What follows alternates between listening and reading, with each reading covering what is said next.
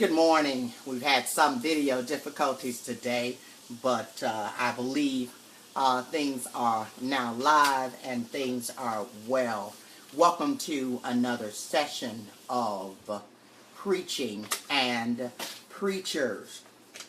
And we want to apologize again for not coming on at 11:45 a.m. exactly. Before we go to preaching and preachers today, let me express how sad we were to hear about the sudden passing of Bishop Andre Jackson of New Vision Full Gospel, as well as Dr. Wilma Johnson of New Prospect Church of New York. New Prospect of Detroit. These were both wonderful preachers, and our hearts are just really saddened by these great losses. We are praying for their individual families as well as their church families. We thank God for the kingdom work that they did do. Amen. Amen.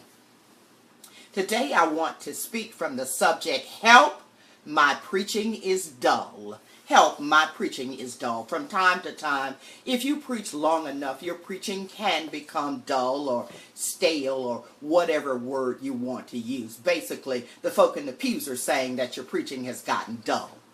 And you know it too, if you're honest with yourself.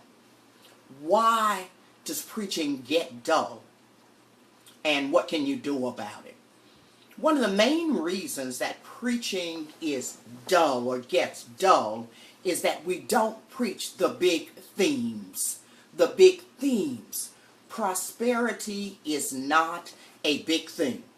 It is not, and it never will be a big theme. What are the big themes? The big themes are love, hope, faith, grace, justice, discipleship, evil, hospitality, sin, suffering. Those are the big themes. And they've always been the big themes throughout the history of the Judeo-Christian faith. Preach the big themes. And if you want to know more about what I mean about preaching the big themes, get my book, Doing the Deed. The Mechanics of 21st Century Preaching, which you can find on Amazon. Doing the Deed, The Mechanics of 21st Century Preaching. But that's one reason our preaching is so dull. We're preaching thin themes, and we're preaching them repeatedly. So all we preach about each and every Sunday is praise and prosperity and your comeback and etc. Those are thin themes, and they really don't do much to help people in times of great distress, in times of poverty, in times of suffering. So preach the big themes and preach all of them. Another reason preaching gets dull is because we don't preach the whole Bible. We just preach the New Testament. And that is very lazy preaching. We may preach the Old Testament once or twice a year for those who preach every Sunday. And that's it. But the Bible has an Old Testament and a New Testament. And we must regularly preach both. So from time to time, I'd say every 2 months or so, go back and look at what you preached. Look at the themes. Make sure you're not preaching the same themes and that you're preaching the big themes. And then go back and look at your scriptures. See if you're preaching 50% of the time or thereabout from the Old Testament and the New Testament. Your preaching will get dull if you only use one half of the Bible. And that's also lazy as well. The third reason that our preaching gets dull is this has to do a lot, I believe, with what could be termed black respectability. There's so many of us who believe that if our preaching is passionate and emotional, it's anti-intellectual. So we'll say those who hoop, they're passionate, but the preaching is ignorant, the preaching is dumb. You can be an intellectual preacher and still preach passionately. In fact, if you are smart, You are preaching an intellectually sound plus a passionate message. So don't let anyone sell you that false dichotomy that it has to be one or the other. Smart preaching is passionate, energetic preaching. No one wants to hear a dull sermon. I don't care how intellectual it is. No one wants to hear a dull sermon. So make sure that your sermon is passionate, not dull, and also intellectual and well exegeted, and those kinds of things. You can and you must do both. Another reason that preaching gets dull is because of our inability to use stories well. Jesus used parables. So he talked about what the people knew about, what's familiar to them. You should do the same thing. It worked for Jesus, it will work for you. Talk about stories and illustrations that the people know about. And quite importantly, use your story. Don't bleed all over the people. I'm not saying tell them specific details, but people want to know your story. Why do you believe in this Jesus? Have you struggled? Have you had problems with your children? Have you been sick? And did you really do what you are preaching about? Use your stories periodically to help the gospel come alive. It's recommended, it's acceptable. Don't bleed all over the people, but people need to believe that you believe what you are preaching about. Tell them your story from time to time, and I guarantee you your preaching will be less dull if you do that.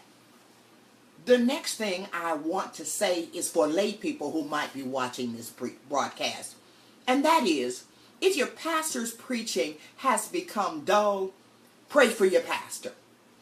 Pray that the church will give him or her the time and the space to create exciting, passionate, interesting, God-given sermons. Pray for your pastor and help your pastor to get more time to prepare messages.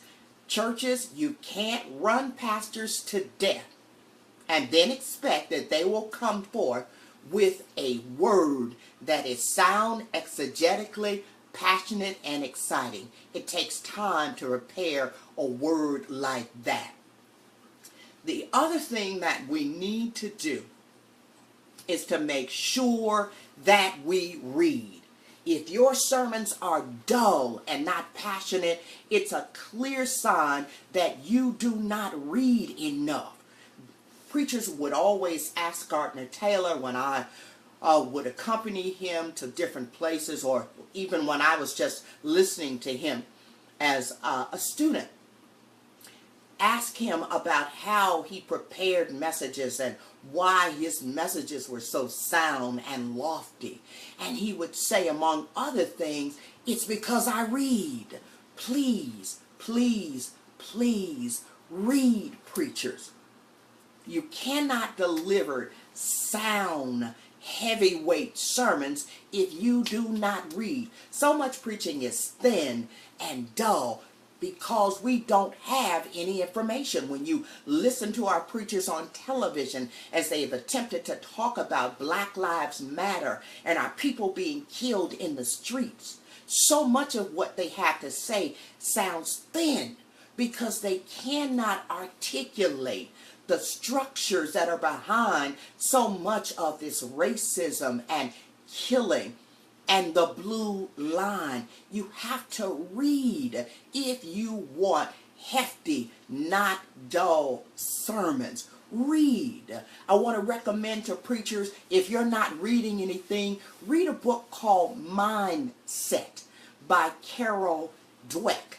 D as in David, W-E-C-K. Read some Baldwin again. Read Howard Thurman if you've never read Thurman. I was rereading Emily Towns the other day, and she's always a great read. Read Ta-Nehisi Coates, a current New York Times bestseller, and what he has written. I was also rereading Marla Fredericks the other day, Between Sundays, where she talks about the role of women in the civil rights movement and in building the church. If you want to talk about the Black Lives Matter movement, read newspapers, read journals, read magazines. I don't care what else you are doing as a pastor. If you are too busy to read, you are too busy. You've got to read. You've got to read. So, let me see if I can summarize those. Number one, preach the big themes. The big themes: faith, hope, love, forgiveness, charity, hospitality. Those are the big themes. Don't just preach about prosperity and your breakthrough and it's your season. Preach the big themes. And as I said, you can find so many of them.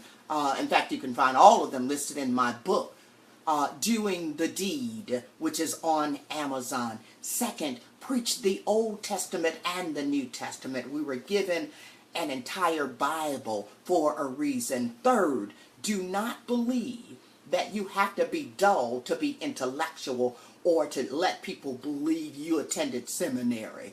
You should be intellectual as well as passionate, energetic. Speed your preaching up.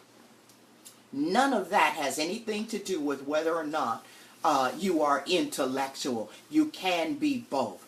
Next, make sure that you use your story from time to time. People want to know that you believe what you are preaching about. Don't bleed all over people. Don't give too many details, but certainly use your story. And make sure your story has some colors in it, some reds and greens and blues and etc.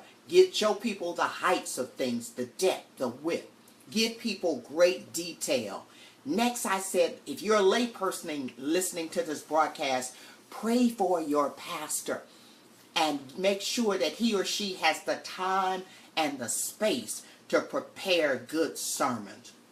I also said from time to time, play your sermons back to make sure that you are preaching the New Testament and the Old Testament, and make sure you are not preaching just one or two themes. Make sure that you're preaching many of the big things.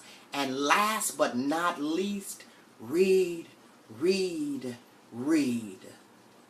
I'm Dr. Martha Simmons, and this has been Preaching and Preachers. Please join me every Monday at 11 a.m. Eastern Standard Time on Periscope for Preaching and Preachers, followed by my 11:45 Eastern Standard Time broadcast on Facebook Live. Be blessed.